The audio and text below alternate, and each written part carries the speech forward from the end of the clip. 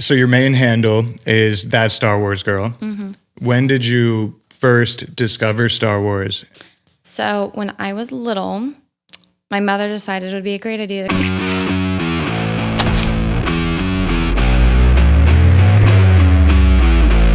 You're listening to Studio 22. This is Thor. This is Captain America. Ooh, I like and that. I'm that Star Wars girl. Hello. Welcome to Studio 22. Awesome. Thank you.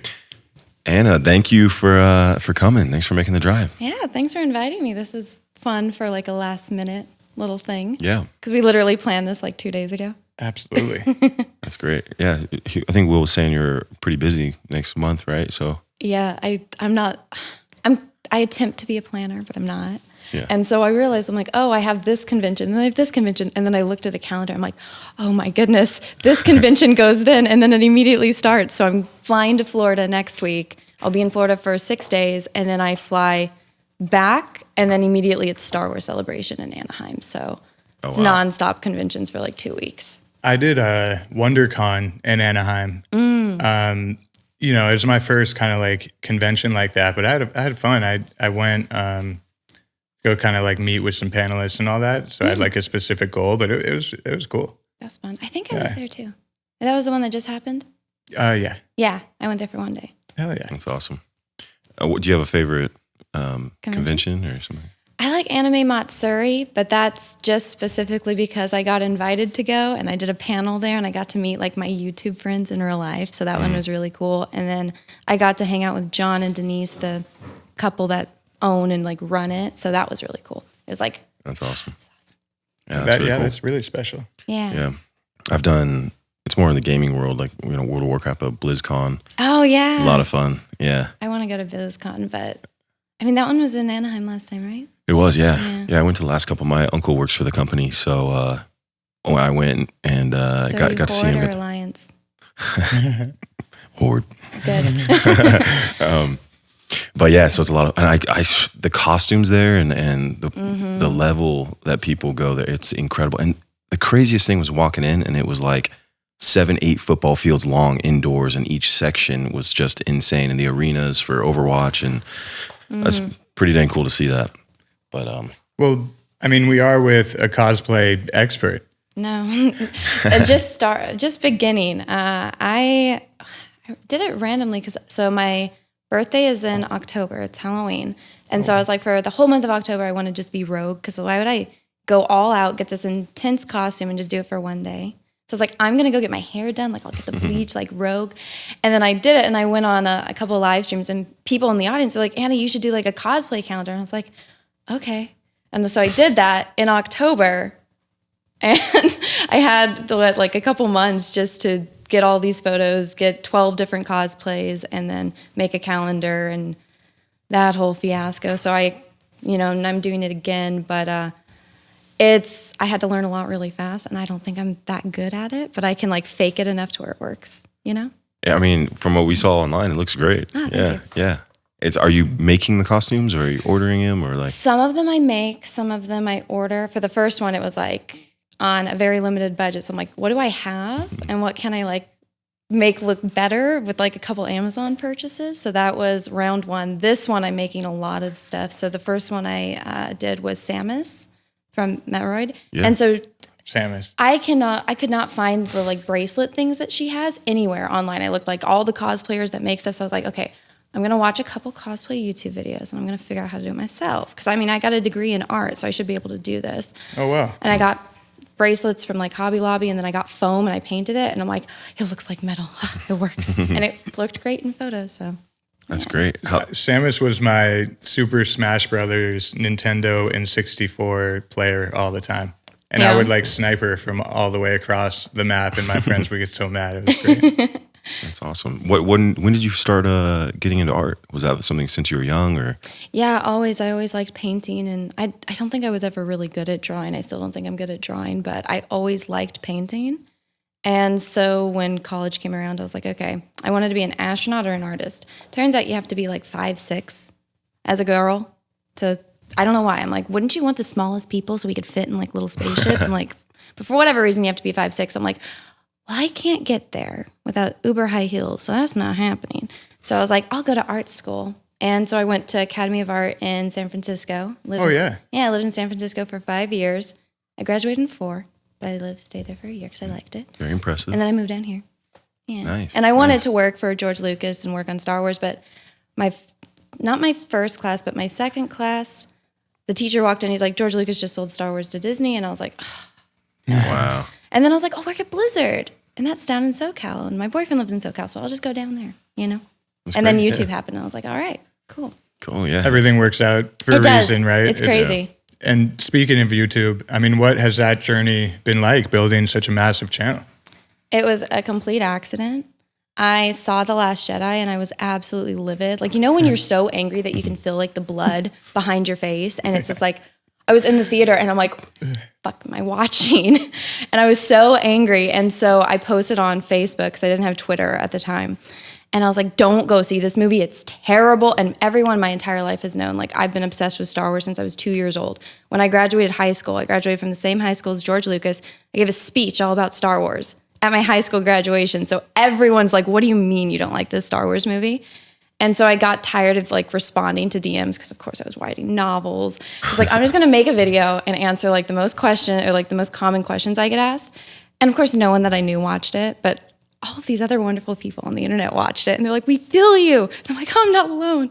And they're like, you should make more videos because this is your only video. And I was like, okay. And I did, and it kind of blew up. That's awesome. Like, knowing that connection with other fans, like, you were able to share that, right? Oh, I'd never had that my entire life. Like, I'd never met like a hardcore Star Wars fan in my life that wasn't like, I don't know, at least 40 years older than me. Because it was like my dad or like my brother. Well, my brother's not 40 years older than me. I should retract that part. But, everyone was always so much older than me. So I never had like friends my age that were into Star Wars. And from this whole experience and, doing YouTube for so long now, I've made so many friends, and I'm like, oh my gosh, people that feel the same way I do. I've never had this before. You guys don't think I'm crazy.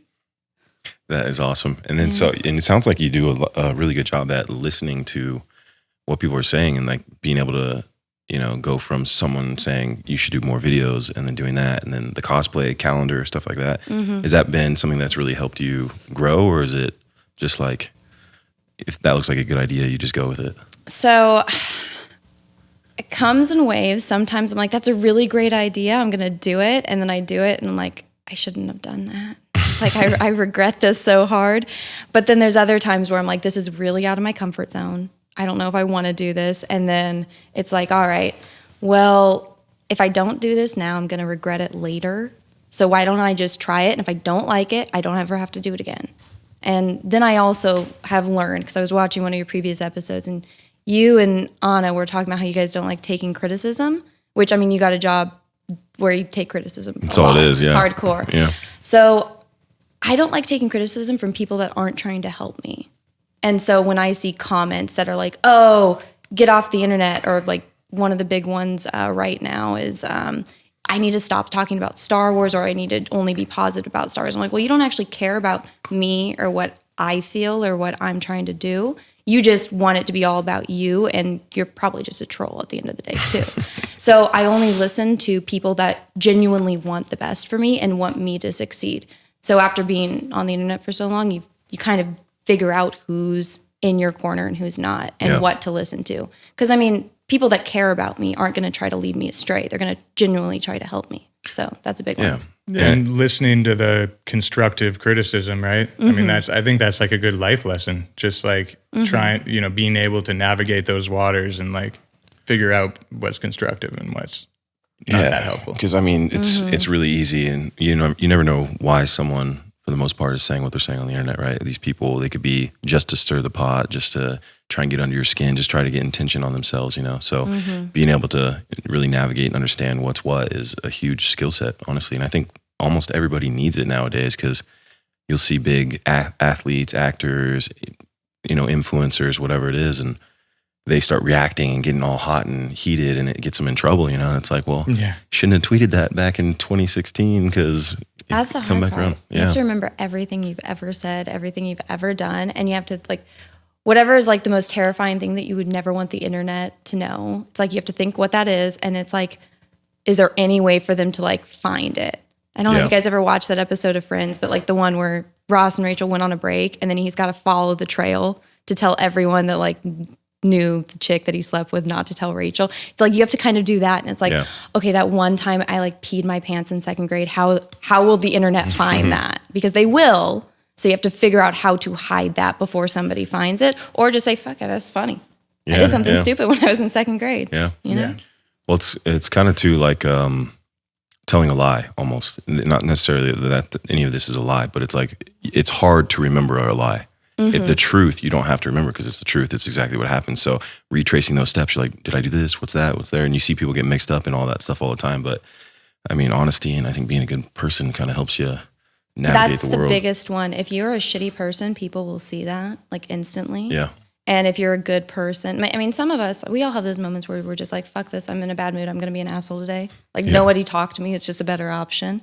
And people will see that too. They'll say, okay, yeah, it's just Anna's having a bad day, or it's like the best day ever, or it's like, okay, we're just, chilling. Yeah.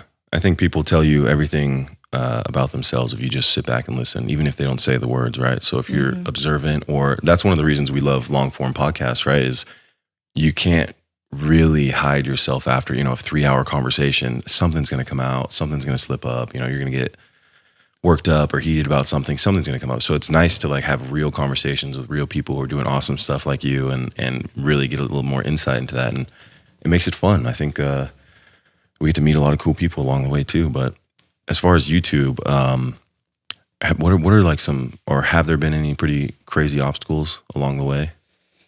I mean, yeah, you have to deal with the crazy, worst type of people on the internet, like ones that'll like try to stalk you, find out where you live, find out your birth certificate and post it online, like weirdos like that. And so I feel like starting off, I have really thick skin. And so if you're going to be here's the thing, I treat everyone like this. If you're nice to me, I'm going to be nice to you. If you're an asshole to me, don't expect me to be nice to you.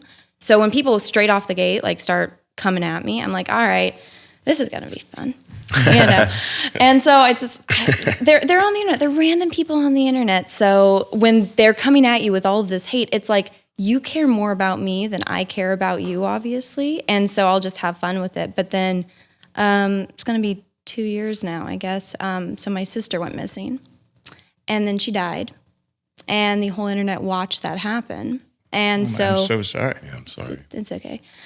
Is dealing with it. It's like I couldn't talk about this back then, but if it wasn't for my YouTube channel, like they helped me because I have 2 sisters. My youngest sister called me and she's like, "Hey, like Ellen's missing, and we need to find her." And I was like, "Are you serious?" And she's like, "Yes. Like, can you big platform? Can you use it to find her? Because we need to find her." So everyone on the internet kind of came together in my little section of YouTube to help me. And like it was like on the news, like this is, who she is. This is what she looks like. This is the last place she was seen. This is where her car is. And then found out that she died. And it was so like, I couldn't deal with any of that at the time, but seeing everyone like come together to like help me and like give me and my family privacy. And that like meant so much. And they started to GoFundMe so we could have like a beautiful celebration of life, which we would have never been able to do if it wasn't for, people on the internet that had watched my Star Wars videos. Yeah. Wow. And then on the opposite, there was the absolute scum of the earth that they decided, oh, Anna's going through something. Let's torment her with the worst thing that's ever happened to me. And so they would like make memes of her, like her name was Ellen. So like Ellen DeGeneres, like snorting ashes and like just, they found out my mother's address. They sent me photos of like my like the Google images of my mother's house and like the cars in the parking lot where my sister worked. And I had already moved, so we were going to move. So I didn't really worry if my address got out there because I'm like, I'm not going to be here much longer. But like going after like my family and me, all because you didn't like my Star Wars video, so you're going to attack my dead sibling and my parents and like my grandma, my other sister. So that it's like, it's like part of my soul died. I'm like, I lost hope in humanity, but that didn't overshadow all the good that people did. So, and then I got distracted because then like a month later, my cousin died. And then a few months later, my grandfather died. So I was like, I just lost 3 family members and my family's already small. So I don't care what the fuck you guys say on the internet. Nothing is more serious than losing people that you never thought that you would lose. So at that point, I'm just like, fuck it, man. Like, you want to make a meme of me? I don't care. Like, that's not going to do anything to me.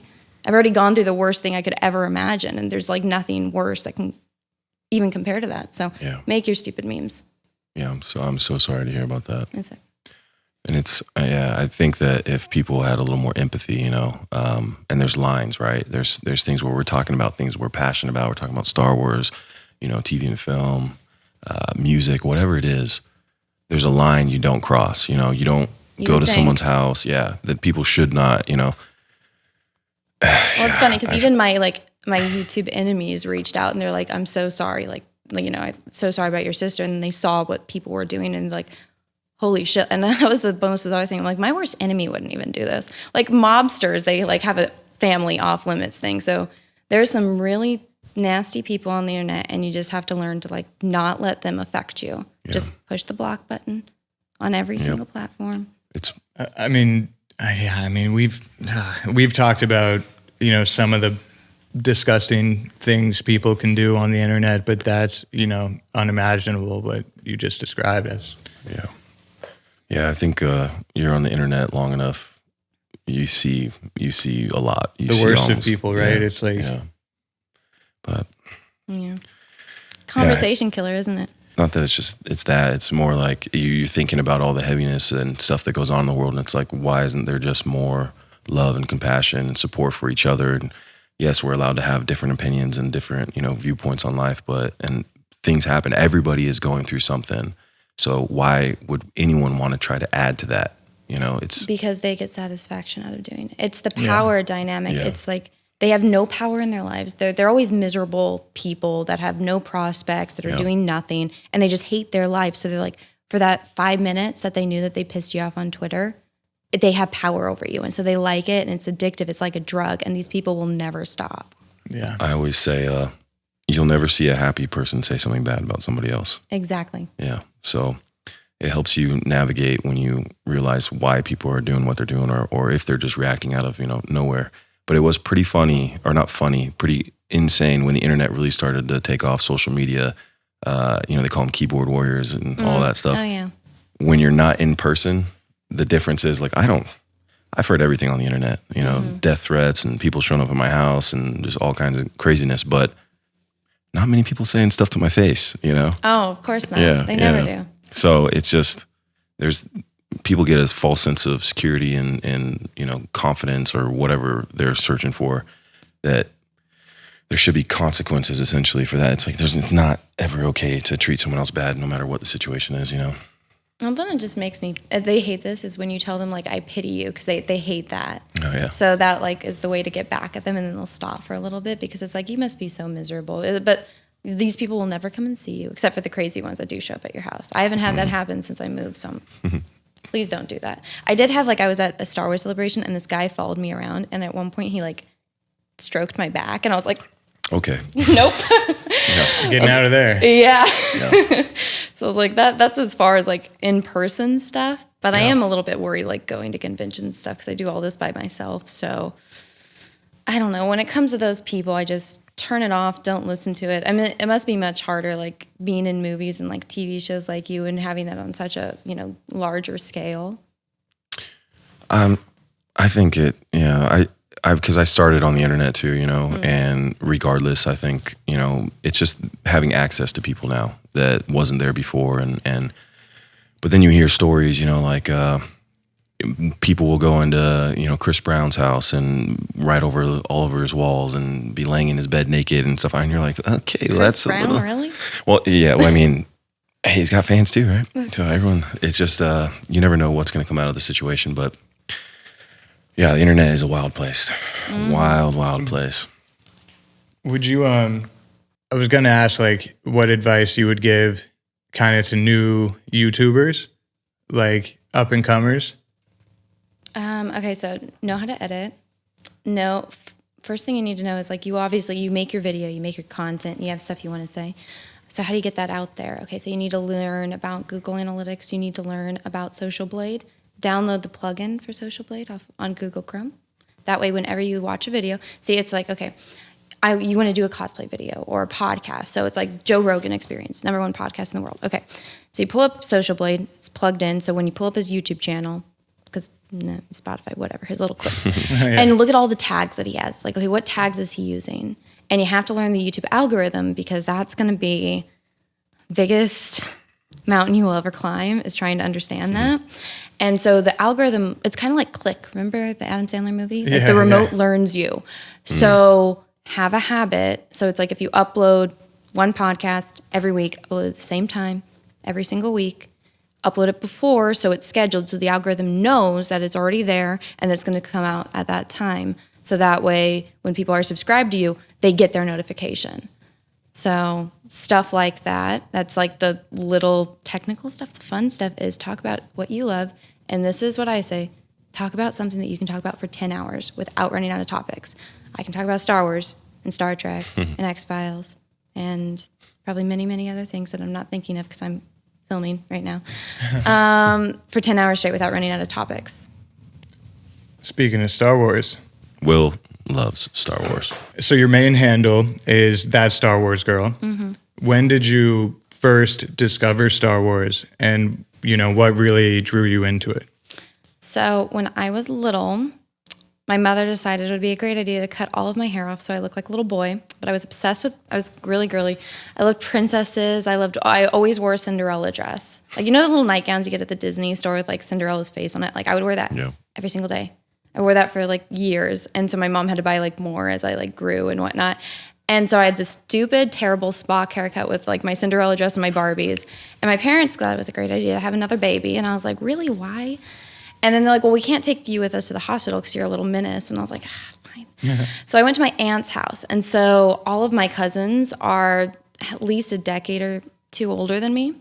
And so she only had like The Little Mermaid, like on VHS. And so I was one of those kids, I only wanted to watch a princess movie. And I'm like, we're only watching this. And after like a week of babysitting me, she's like, Anna, I can't watch this movie one more time. And I was the kid that I would sit in front of the TV and scream. Oh, wow. If I didn't get my movie, because I was a little spoiled. God, I thought you meant like during the movie.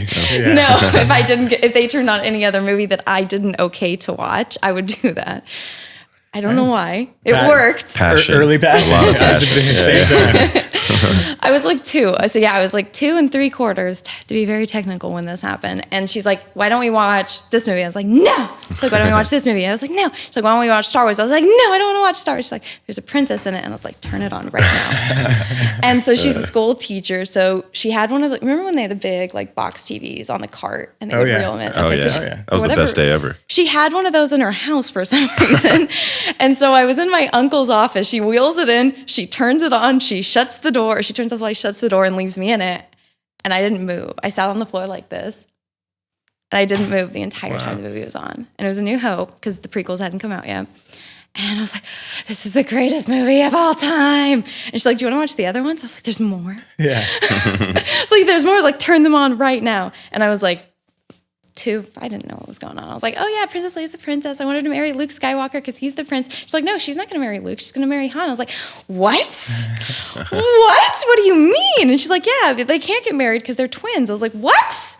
She's like, yeah, and Darth Vader's their father. I was like, what? Oh, I was like, you're lying to me. And so I was like, turn them on right now. You're lying to me. And I sat there and I was like, oh my God, he is their father. And it was amazing. It was the greatest day of my life. And then the next day, my sister was born. And then a few days later, my dad came to pick me up. And I was like, Daddy, I want a lightsaber. And he was like, my daughter that only wants Barbies and dolls. What? What happened? And he was like, this is great. My daughter likes Star Wars. Oh, that's you said your dad's a Star Wars fan too, right? Mm-hmm. Yeah, that's awesome. That's got to be a big transition. You go to have a kid, and then you come back, and your other daughter completely flips. From Barbies to lightsaber. I still had my Barbies. They made Star Wars Barbies. I had all of them. It sounds like you grew up very fast in that, from princess to Star Wars, but still in the princess realm, right? Yeah, I mean, still a fan of both, right? Yeah, I think the princess thing, though, it's like I liked, the stories were good. There's a reason why those like Grimm's fairy tales and, Hans Christian Andersen lasted so long. It's because they only teach you lessons in some of them, but they're just good. They're timeless. So it's like you can like them at any age. But Well, yeah, like Joseph Campbell, Hero with 1,000 Faces, right? Yeah. Like they're all mythologies. It's like how humans connect is like that narrative. And that's like you mentioned sharing it with your father. Like I have an 8-year-old little brother. And since the day he was born, I was like counting down the days until you when can I show him Star Wars? And it wasn't like, is he going to be a Star Wars fan? It's like, he's going to be a Star Wars fan. Yeah. But he obviously liked it on his own naturally. But I mean, and now he's kind of like more into like Iron Man and Spider-Man. But he's still, I mean, but that's more of like what's coming out. I feel like Marvel is like our Star Wars, you know? Right. I feel like that's just the vibe that I get because I have a stepdaughter and she's 11 and like she loves Doctor Strange, she loves Spider-Man. So I'm like, I don't even care if I don't even care about this Marvel movie. It's like I know I'm going because we're gonna take her, you know.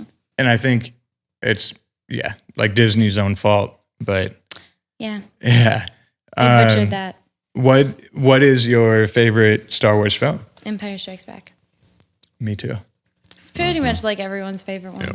It was Return of the Jedi because I loved like seeing Luke as a Jedi, right? Because I'm like, finally, like he's the man. No one can F with him now. No one can fuck with him now.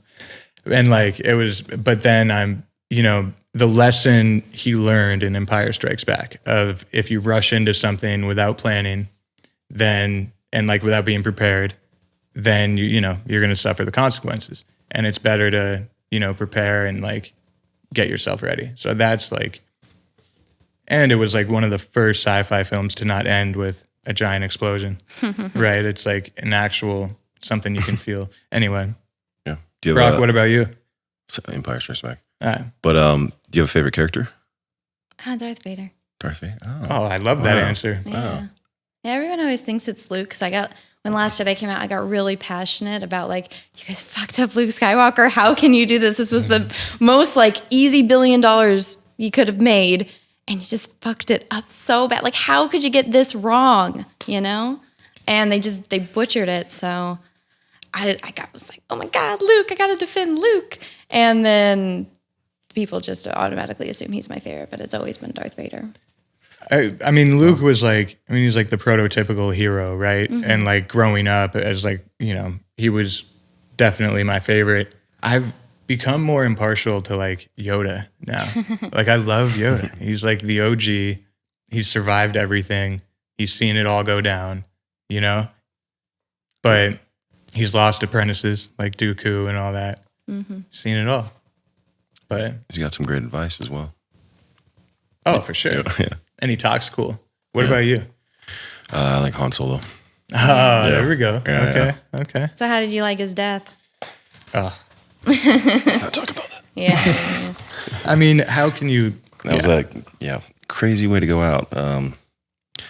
Wasn't expecting it.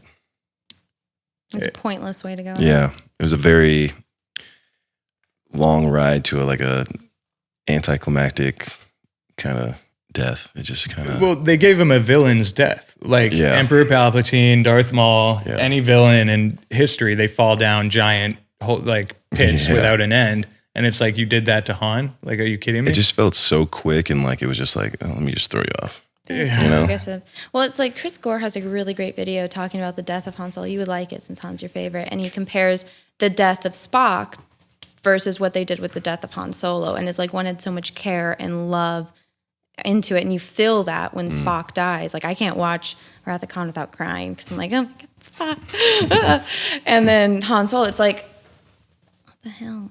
What are you doing? Shout out to Chris Gore on that as well. I mean, I love listening to his stuff. He gets super analytical with it too. And that's like, I think I even got that chasm thing from him, like describing the Han Solo death. Like you know what I'm saying? I think that, because I've watched all that stuff, so I'm sure that like came from that. I feel like true fans of Star Wars as well have been speaking out a lot in the transition since the 70s and 80s of original Star Wars to now. Do you think the platforms like Disney are going to start listening to the fans and start creating that content again, or no? No, they know that they're making whatever money they're making, and they don't really care, I guess, what like Star Wars fans have to say about anything. I mean, unless there's a lot of changes in upper management, But it's like, I mean, I know firsthand these people hate me. They hate us. You know, my friends on the internet that talk about Star Wars, they hate us, like with a burning passion. And even like with Gina Carano, and like after all that happened with her, like I have friends that are really good friends with her, and like the way that they treated her, and then finding out, oh yeah, they hate certain people on YouTube that talk about Star Wars because they can't stand us pointing out things like Rise of Skywalker, the last one. George Lucas is a billionaire because of the toys. Okay, Rise of Skywalker didn't have a toy line because the last one did so bad that they're still on the shelves. Like they can't give you a Rose Tico figure, right? They can't pay you to take one at this point. And it's like, how could you take Star Wars, which made George Lucas a billionaire based on the toys alone? How can you go and fuck that up that bad? And that's what they did. So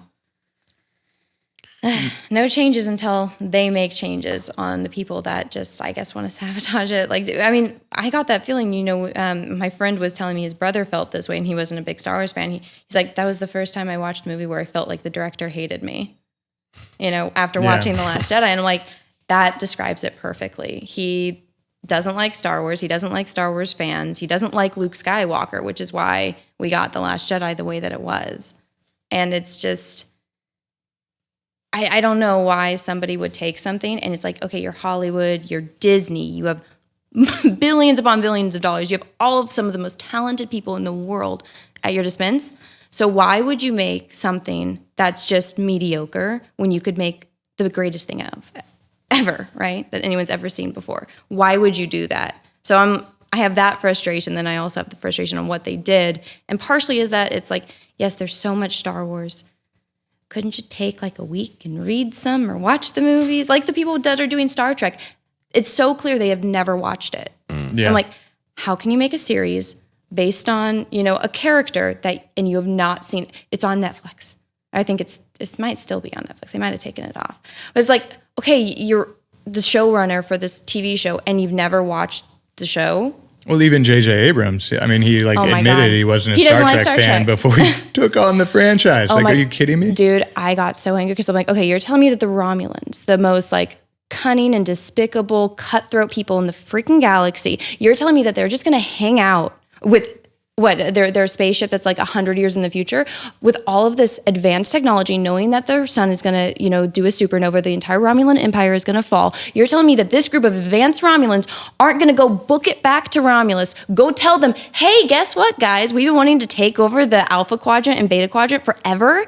We know everything. We know all the Federation's moves. We know where all their outposts are. We know all the Klingons, the Cardassians. We know how to beat every single person. We have all of this technology. We're going to be more advanced than anyone in this part of the galaxy. We can take it over right now, and we can move our empire out of this part of the galaxy that's going to get destroyed by a supernova. But no, instead, let's sit here for 25 years and wait for Spock to come out of a wormhole. How fucking retarded do you have to be to not do that? And so it drove me crazy. And then people were like, well, Anna, there's a deleted scene where they were actually in a Klingon prison. I'm like, that's even fucking worse. You're telling me the Klingons had access to all of this technology, all of this information, and they didn't do a thing?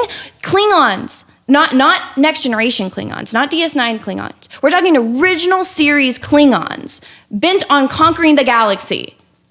Fuck that. Like, do you think I'm retarded? No. So it's that JJ, I'm like, man, sorry. Watch the movies.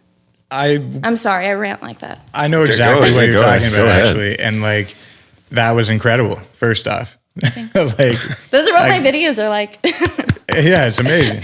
And man, I mean, I could talk about J.J. Abrams. I was hooked. I was like, yo, keep going. Like, this is crazy. I could see this. So I say, talk about it for 10 hours. Yeah. But that's just one plot hole in a 2-hour movie. Oh, 100%.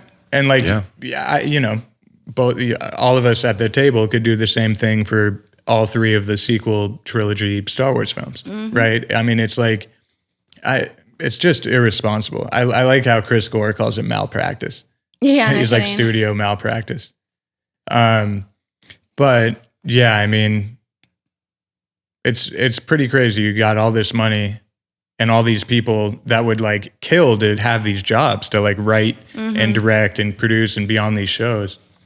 Well, I told him, I was like, I will do it for free. Like, I want to help you because this is so bad. It's like a little kid that's trying to learn how to ride a bike. It's like, I will help you. Like, hold it, go, do that. It's like, I will help you. If you don't want to watch Star Trek, well, that's stupid because it's really good. You should watch it. Yeah. But if you need help, like you need people that, what color is this part of this uniform in this episode of The Next Generation? It's like, I know the answer. I will help you. Right. There's a lot of people on the internet that will help you. Reddit is a really great tool. Also Google. So you can find the answer, but they don't care. At least that's what I got from all of the interviews that I've watched. What I saw on screen, it's like, I just get the feeling that they don't care. And that makes me angry. Because I'm like, you want my money, but you're not even going to put time and effort into understanding what it is that you're trying to sell me. So why should I buy it? So Star Trek, right, at its core, why it became what it was, right? Like these franchises forget what they were. It's an advanced human society based on exploration and like trying to figure out a scientific, nonviolent solution to intergalactic conflicts, right? Like it's very based on logic and like trying to solve problems. And peace. And Gene Roddenberry exactly. was really big on that. This is a utopian society exploring the galaxy. How do Exactly. these things that we deal with now, it's like barbaric. I was watching, I don't know if you guys watch The Next Generation. There's an episode called Measure of a Man with Data, and it's the debate on, because he's an android, does he have rights as a man? And he's like, yes, he obviously thinks that he has rights as a man. And, Picard has to argue that he does. And I was listening to a show that my friends did, and they interviewed the woman that wrote that, because for the Picard show, that episode, the character Bruce Maddox is like the main guy that they're trying to find in Picard. And I'm like, you guys didn't even watch the episode that you're basing your entire show off of. Right. And she was talking about it, how they didn't call her, they didn't ask her, they were changing these characters that she created.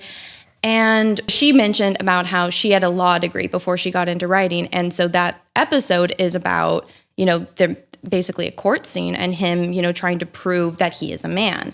And she said that Gene fought her, that he didn't want lawyers to exist in this time period. She's like, well, because he wanted all like strife and all arguments like that to be resolved like in a peaceful manner. And she's like, well, you're never not going to have lawyers because you have property that you need to, you have businesses, you have, child custody. She's like, you're always going to have lawyers.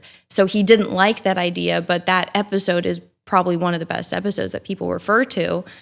And because she had that experience on being a lawyer, and she fought Gene on, no, these things would exist in this utopian society where there's no poverty, there's no hunger, everything you have, everything you would need, you have. So there are still those issues in this perfect universe. So I loved that aspect that was brought in The Next Generation. Totally. And I mean, similar to Star Wars, you could break it down in like a number of ways, but I mean, good conquering evil, right? Mm-hmm. I mean, the opening crawl for Force Awakens, it's like the Resistance is fighting against the First Order. It's like, wait, when we left off, they won. They were in charge. Like, what the hell is going on here? And Bad if there's management. still a republic, how are they not fighting with the republic? Like, how does that fucking make sense? So it literally lost me the sequel trilogy from like the opening crawl. Mm. But with all that said, how do you feel about Kenobi? Well, now that the leaks came out, I'm not very optimistic. It's coming. Well, like if you didn't hear the leaks, I'm still like very hesitant about anything that Disney makes, because after you've been like told fuck you so many times, it's like, well, why should I even care at this point? Yes. And so it's like, of course, I got excited. I'm like, it's Ewan McGregor, it's Hayden Christensen. Like, I grew up watching them in the prequels. I saw those in theaters. Like, I didn't see the original trilogy in theaters. I saw the prequels in theaters. So I was like, oh my God, they're coming back. And I was like, immediately, I got, you get that moment of excitement. And then it's like, oh my God, I remember what they did to Luke, Han, and Leia. I don't know if I can live through this one too. So it's just been sad. Brock, did you watch the prequels, right? When you were younger, obviously? Yeah. But as far as Kenobi goes, like I haven't seen any of the leaks or anything like that. Okay, we won't talk about it. Spoil it for you? I mean, it's what about the audience? Right? Yeah, no. By the way, I've heard him. I've watched your videos on him. Yeah. So like I know, but we'll keep Brock innocent. We'll keep him pure. And then we'll converse later, or tell me. What's one if you want? I mean, it's not like spoiling anything. It's just like typical I heard. MCU. It's not like, the MCU exists, so it's not like. Well, it's funny because I heard like some people liked it, the Doctor Strange one, and then the Moon Knight one of my friends was saying, well, it's like it's his wife, so it's not like that bad. I don't know. I can't stand Oscar Isaac, so I don't watch anything that he's in. I always find that funny too, like or like people will be such big fans of an actor, and then they're like, but he's his political views are this, and I hate him now, and I'm like, damn, like. Still a great that's actor, what I heard but, about Mel Gibson, and I'm like, I refuse to look into anything about Mel Gibson because I'm like, I love Braveheart and The Patriot. Don't ruin this for me. I mean, one of the best storytellers of all time, and I mean, an incredible director. You have to. I guess it just depends on like how bad the person is, like, and we as a society it's like, are you decide Kevin that. Spacey bad? Right, or, right. You know, that could, that's as bad as it gets. Yeah. But like,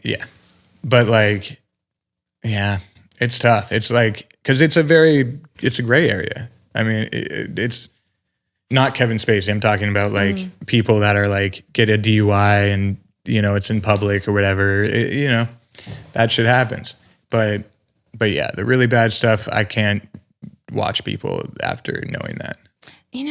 Part of me, it's like, this is why I keep, like, I don't talk about politics on my channel. I don't talk about religion on my channel. I try to keep things that are, my channel is to talk about like Star Wars and Marvel and like nerdy stuff, right? Yeah. I don't need to talk about any of those other things unless it's like, I'm going to talk about Attack of the Clones. And this is why, Padme as a senator, Star Wars politics, right? That's the only time I'm okay with it. It's like, keep American and world politics out of here.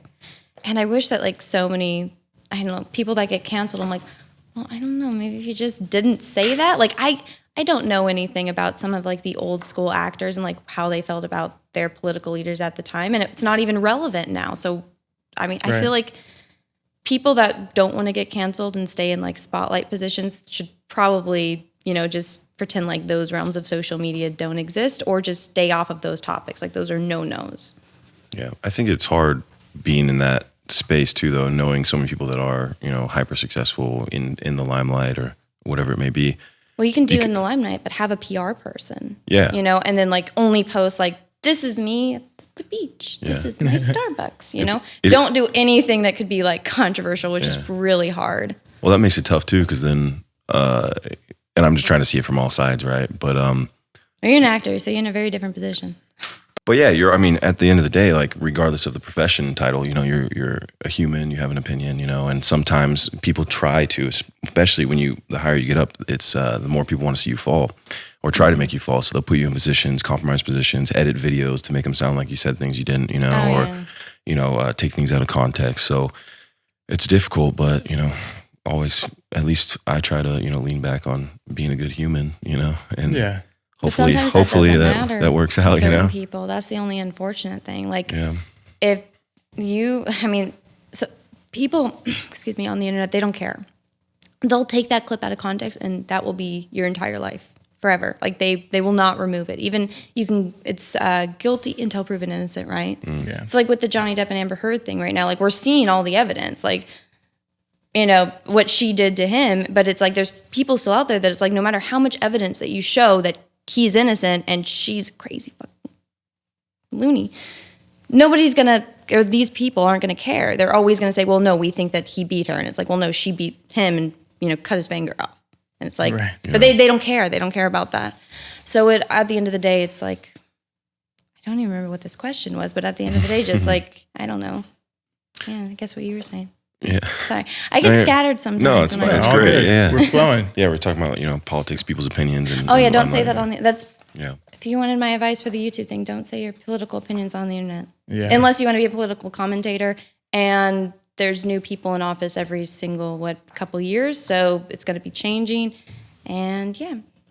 Yeah, I think there's people that are more well-versed and also, it's their profession. They pick and choose, but those conversations still need to be had. But I mean, like for me, I'm not going to be somebody to comment on political things because it's not my. No, and like you said earlier, it's like whatever YouTube channel you do, like do what you love. Yeah. I can't talk about politics for 10 hours. Be Tim Pool, I can talk about movies for 10 hours. I could talk about sports for 10 hours, but like I totally agree. I can't do politics, so like whatever. But when it spills over into entertainment, it's tough, right? Because, you know, like Star Wars means so much to me. And like when I grew up, Luke was like my hero, like that's the hero. But like when it gets tainted and manipulated and destroyed right in front of you during The Last Jedi, it's like scarring. And you know, when people tell you like, oh, whatever, you're overreacting, it's like, no, they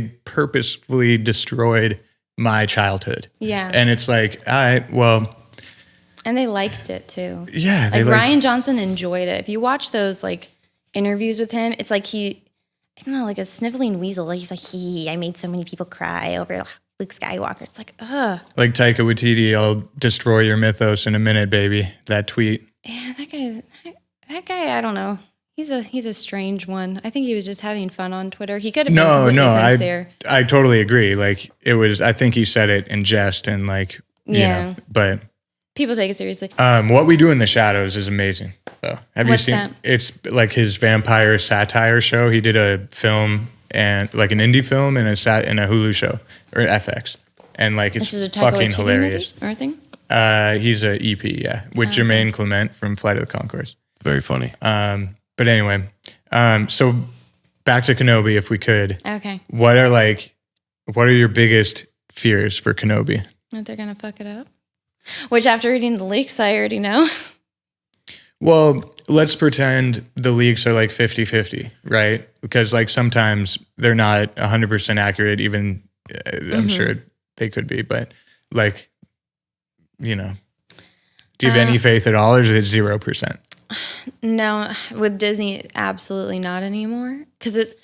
So when I saw The Force Awakens, I was like, okay, well, this is wrong. This is like a plot hole, this, and this. But in my mind, I'm like, this is how it could possibly work because I'm a problem solver. So I'm like, this is why she was there and like she could fly the Millennium Falcon without ever even, you know, stepping foot on it before or ever flying a spaceship before. This is how she automatically knows how to do it. And I was like, she's on the other part of the galaxy, and she's like, Luke's training her from the other side with holocrons because remember they had to separate the twins so that way the Emperor wouldn't be able to find them and Vader wouldn't be able to find them, so they had to separate. And Kylo Ren's probably like her brother or her like cousin. She's either Han and Leia's daughter or she's Luke's daughter, so they had to separate her. So that's why she's like mindlessly just waiting there, not doing anything with her life. And then of course watch Last Jedi and the other ones, and I was like, oh, nothing. None of that gets answers, just okay, whatever. It's like imagining somebody that's never driven a car just immediately getting behind it and like, let me go become a NASCAR driver, right? That's what it was. And so with Disney doing that, and then with The Mandalorian, and then with Book of Boba Fett, and now they're going to do it to Kenobi, it's like, are you kidding me? I'm not falling for this again. I think Book of Boba Fett was one of the worst TV shows I've ever seen. It was terrible. And I'm with you. I'm at 0% for Kenobi too. Yeah. What the heck were in these leaks? Brock, what percentage are you? I mean, after this conversation, I don't know. Let's just say this movie is Kenobi in title only. Or TV show. Well, Oh, wow. What happened to Loki? He got replaced. What happened to Hawkeye? He got replaced. What's going to happen to Hulk? He's getting replaced. What happened to Captain America? He got replaced. What happened to Iron Man? He died. Thor replaced. Well, Can we talk about Iron Man's death? death? Does happen, How though. stupid. You have Captain Marvel, you have Captain America, Yeah. you have the Hulk, you have anyone else with superpowers. Let's let the human snap. There's a guy on EFAP named Rags, I think, or Fringy. Fringy and Rags. Yeah, they're both on it. But one of them made like an Endgame is horrible video. And I'm like, Was it Mahler? holy shit. No, I love Mahler. Yeah. I watch him all the time. I was in the theater, and the second they introduced time travel, I'm like, I'm out. And they're like, let me explain it to you in one sentence, that if you're still processing the previous sentence, you're going to miss this one sentence. You're not going to understand how the time travel works in this universe. So I was one of those people. I missed that sentence, and I was pissed off, and I was waiting for someone to explain it. And when he goes and sees the Ancient One, and she explains it again, I'm like, that's not how it works. And it contradicts. Yeah, and I was like, what? And then I was like, there is such a much better way to do this. Why are y'all so dumb when you're all the smartest people in the freaking universe, right? Yeah. And that was your plan? I'm like, I'm out. I'm done. I was so angry. I'm with you. Hey, And you're like, I I'd loved still it. be super down to be in a Marvel film, okay? All right. I'm sure it would be fun to be in it and be in the costumes and stuff. I'm just talking about the plot. No, yeah, I totally I'm sure understand. they all had fun making it. I mean, it's storytelling, right? And as such a large franchise, whether it's Star Wars or Marvel or whatever it may be, we want the best storytelling, right? Yeah. So it only enhances the whole entire thing. And I'm a huge fan of the Russos, but like, yeah, absolutely. A lot of extremely talented people. But yeah, I love hearing what your opinion and hearing what you talk about. It's a lot of fun. It's very entertaining. Oh, thank you. At the very least. Oh hell yeah, this It's is awesome. Thank Very you. awesome. Thank you. See, I'd have to like pay my family to like sit here and listen to me talk about this. Really? Yeah. Dude, They're not watching all your YouTube videos?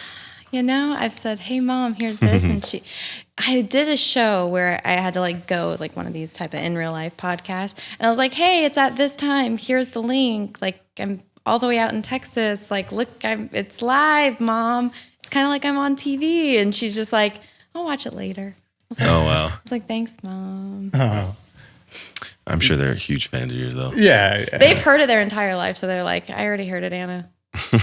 Once they rolled that TV in. I know, right? Well, there was one time I was doing a live stream in the chat. It's like, "Yeah, call your mom." And I was like, "Okay, fine."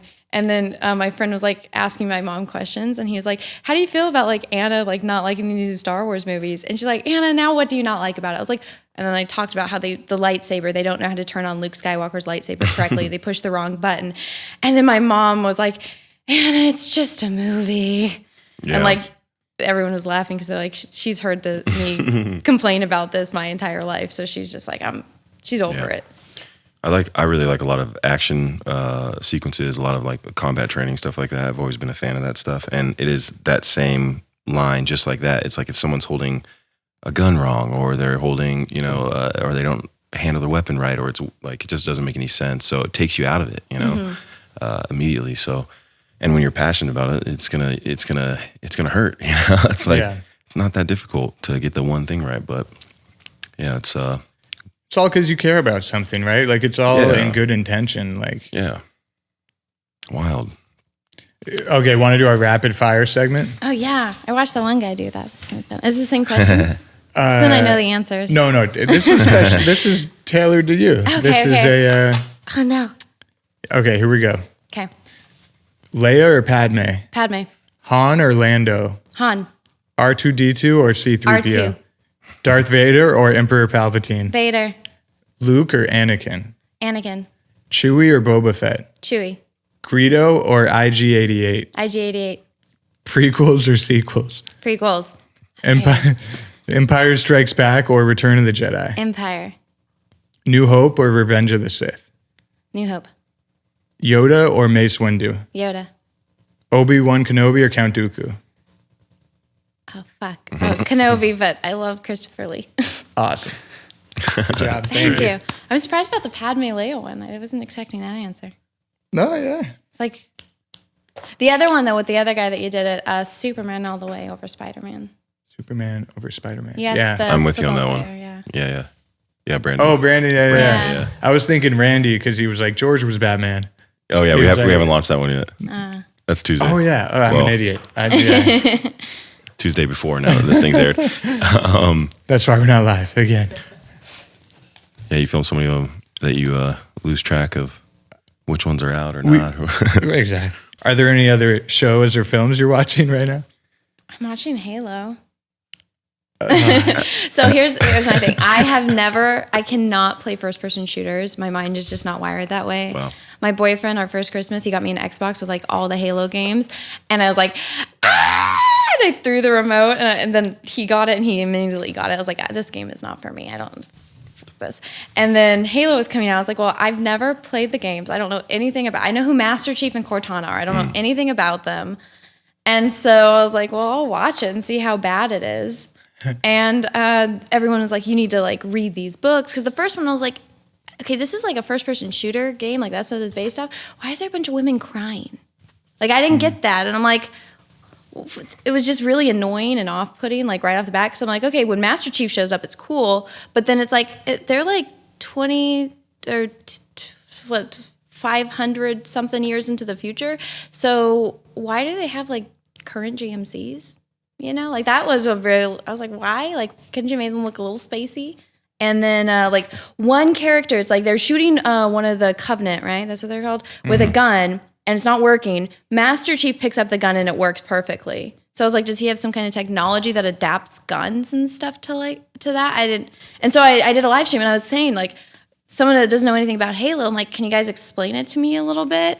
And then they're like, no, Anna, that's not what it's supposed to be about, and you need to read these books. So I was like, okay, fine, I'll get the audiobooks. And so I've been listening to the Halo audiobook. It's actually really good, The Fall of Reach. And I was like, oh, this is cool. Like, he's still a kid, and he's still, like, getting into, like, the Master Chiefness. And I was like, all right, this doctor chick is a psycho. He's cool. All right, where's this going? And somebody is like, oh yeah, Reach falls. The aliens are crazy, religious, and they think he's a demon. And I was like, okay. And then I'm watching the show, and I'm like, would the aliens, would they like have a human like captive and like as like their converted like prodigy? You mean a woman being in charge of the alien race? Yeah, I was like, especially one that's like teeny tiny, and like I'm like, I don't think she can take on Master Chief, because people were saying I guess there's some alien that defects from the Covenant later, and he like teams up with Master Chief, and that's like a big plot point.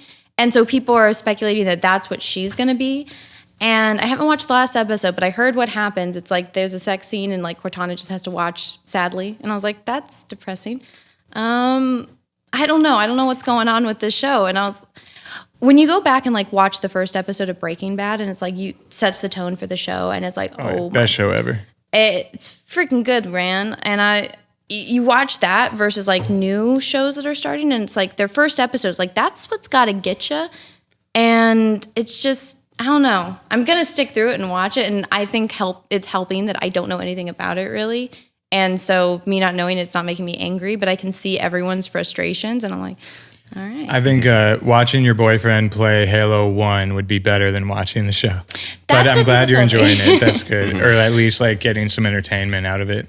And the audiobook sounds like it's probably pretty good. Oh, the audiobook's really good. Yeah. I didn't like it at first because it's like describing all these guns, because it's like it starts off with the fall of Reach, and then it goes all the way back to, you know, how he became Master Chief. And so I'm at that part where he's like still getting trained. I'm like, this is really interesting. Why didn't they do this in the show, you know? Yeah. But I don't know. Better Call Saul, like I think it's like season 5 or 6. It took me a couple seasons to like really like it, but if you can like get through 1 and 2, it gets like, it feels like Breaking Bad because it's the same people that made it. And like a lot of the similar characters. So that, you know, for a new show that exists in 22, I think it's pretty top notch. I feel like I only watch like old shows because I'm like, I know that this is safe. Like I already know that I like I'm just gonna watch. Check the date. And I'm like, I'm just going to watch Star Trek again, or like my boyfriend and I, we've been rewatching SG-1, and he's never seen Atlantis. So when we finish, we're going to watch cool. Atlantis. Nice. And so I used to love watching that show. Yeah, I'm like, this is good. And I actually like shows better back when there was like 25 episodes per season. This 9 episode, I'm like, what are you doing? Like, I'm sure that they had much less of a budget, and I'm pretty sure people want to work more. So, I mean, why don't you just do 25 episodes per season and just get writers for, I don't know. Yeah. Good point. It's easier said than done, but I like that better. Like just Star Trek, it's 25 episodes, 24, 30. I like that as compared to, you get 9 episodes and they're like, 45 minutes long? And I'm like, okay, thanks. Yeah, I think people's attention span have gotten a lot less, but if you have something that you're into, like it would be a lot nicer to have more depth in a story and 25 episodes to like really binge and watch. And like I've gone back and watched a few shows. Like during COVID, I watched Smallville front to back. I watched Friends front to back, which is a lot of episodes. But see, you're going back and watching that, so you're just disproving that attention span thing. People have the attention span for things that they like. Yeah, and that's kind of what I was that's kind of what I was alluding to was the 9 episodes. It's like, is it safer, or is it more of a risk to do 25? And if it doesn't work, do we lose big? You know. And that's also why streamers only they'll cut off like incredible shows like Daredevil at like season 3 because they don't want to pay the big money for seasons 4 and 5 to all the people. Yeah.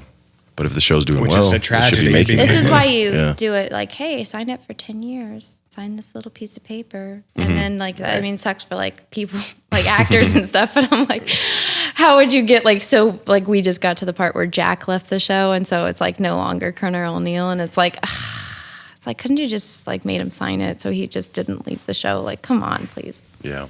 That's just me being selfish, though. Yeah, especially when if you get attached. I mean, it's like The Office, you know. Yeah, when my Michael favorite leaves. show. Yeah. That kills me. But when he came to the wedding, it was a great moment. Yeah. I just wish he would have talked more. Like, I wish he would have like given like a speech. Like, that would have been so Michael to do, like just to give a really terrible speech, but then have that heartfelt moment at the end that like solidifies it. Because that would have been such a nice ending. I mean, But what a great show. Mm-hmm. What a great golf show. clap for The Office. Shout out to Ben. Except Kevin. Fuck Kevin. No, that's horrible. Oh, no. Was it Kevin? No, I love What? Kevin. Yeah, what's his name? Dwight? No. Blondie. He hates him. He's Toby. Toby. Yeah. I love Kevin. Yeah. Kevin is my spirit animal in some ways. No, fuck Toby. That's hilarious. See, I hate him so much I forgot his name. That's That's hilarious. great. Yeah, Kevin's the best. The chili. Kevin's chili. I don't know. Anna, thank you so much for coming. We really, really appreciate it. This was like really fun talking about all our favorite shows, past and present and future. But yeah, thank you so much. Oh, thank you for inviting me. It was fun. It's fun talking and like nerding out. A lot of fun. Thanks for coming. Thank you.